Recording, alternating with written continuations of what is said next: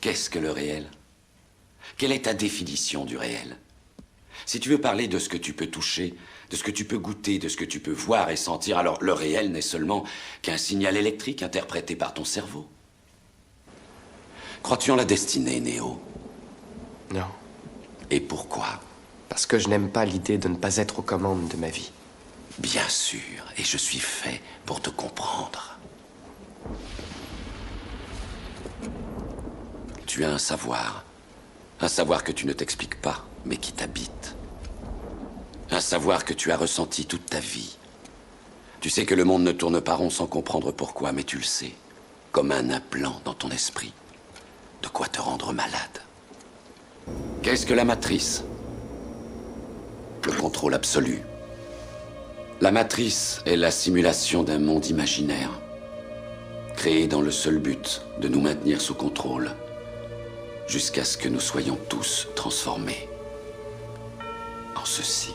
La matrice est universelle, elle est omniprésente. Elle est avec nous ici, en ce moment même. Tu la vois chaque fois que tu regardes par la fenêtre ou lorsque tu allumes la télévision. Tu ressens sa présence quand tu pars au travail, quand tu vas à l'église ou quand tu paies tes factures. Elle est le monde qu'on superpose à ton regard pour t'empêcher de voir la vérité. Quelle vérité? Le fait que tu es un esclave, Néo. Comme tous les autres, tu es né enchaîné. Le monde est une prison où il n'y a ni espoir, ni saveur, ni odeur. Une prison pour ton esprit.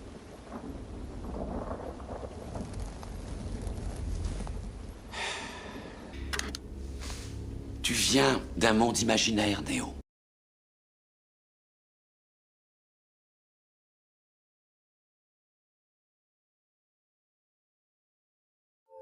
Let me show in a parable to what extent our nature is enlightened or unenlightened.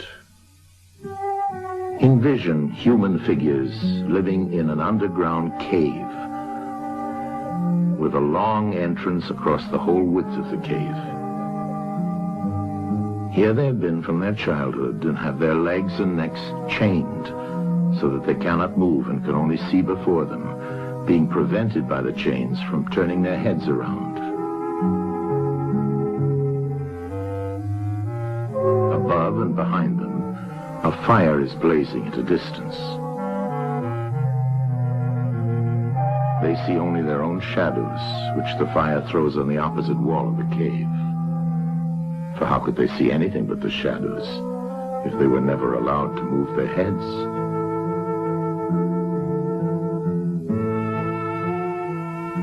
Between the fire and the prisoners, there is a raised way and a low wall built along the way like the screen which puppet players have in front of them, over which they show the puppets.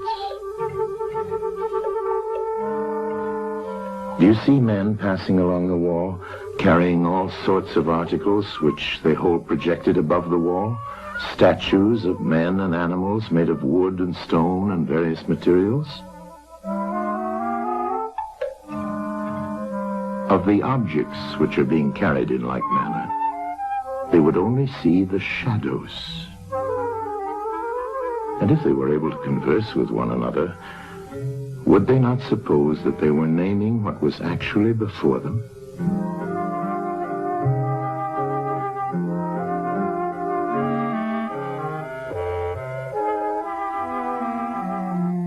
And suppose further that there was an echo which came from the wall. Would they not be sure to think when one of the passers-by spoke that the voice came from the passing shadows? To them, the truth would be literally nothing but the shadows of the images. And now look again and see what will naturally follow if one of the prisoners is released. At first, when he is liberated and compelled suddenly to stand up and turn his head round and look towards the light,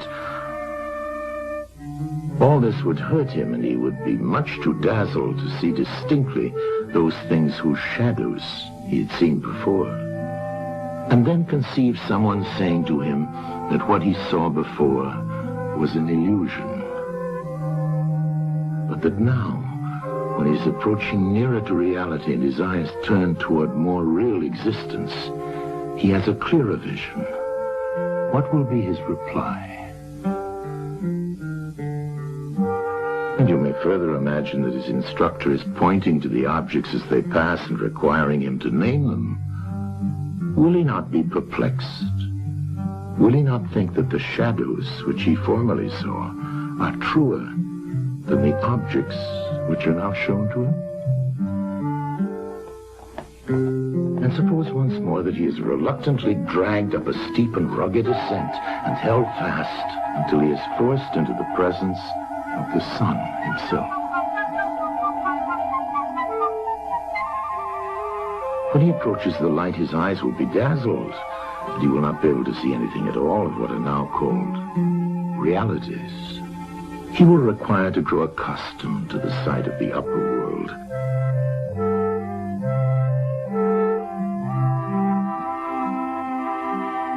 And first he will see the shadows best. Next, the reflections of objects in the water, and then the objects themselves. Then he will gaze upon the stars and the spangled heavens, and the light of the moon. He will see the sky and the stars by night. Last of all, he will be able to see the sun, and not mere reflections of it in the water, but he will see the sun in its own proper place, and not in another. And he will contemplate the sun as it is.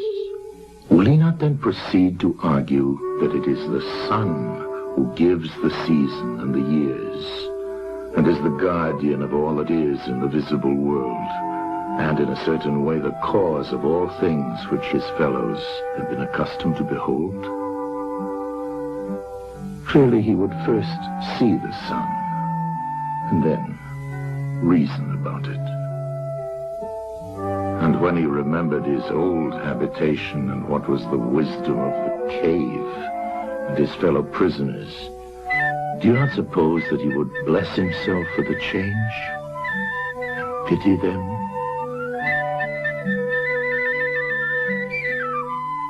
And if they were in the habit of conferring honors among themselves on those who were the quickest to observe the passing shadows, and to remark which of them went before and which followed after, and which were together, and who were therefore best able to draw conclusions as to the future,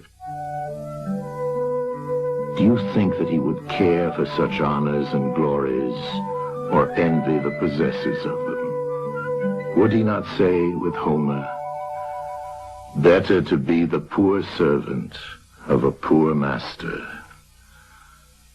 and to endure anything rather than think as they do, and live after their manner"? Imagine once more such a one coming suddenly out of the sun to be replaced in his old situation. Would he not be certain to have his eyes full of darkness? And if there were a contest of measuring the shadows, and he had to compete with the prisoners who had never moved out of the den, while his sight was still weak, and before his eyes had become steady, wouldn't they all laugh at him and say he had spoiled his eyesight by going up there, and that it was better not to even think of ascending?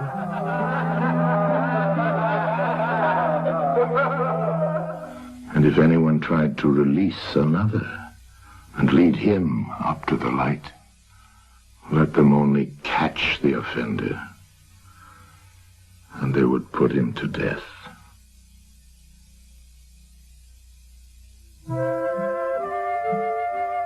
It is the task of the enlightened not only to ascend to learning and to see the good, but to be willing to descend again to those prisoners and to share their troubles and their honors, whether they are worth having or not.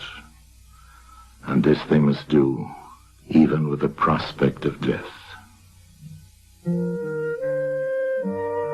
They shall give of their help to one another.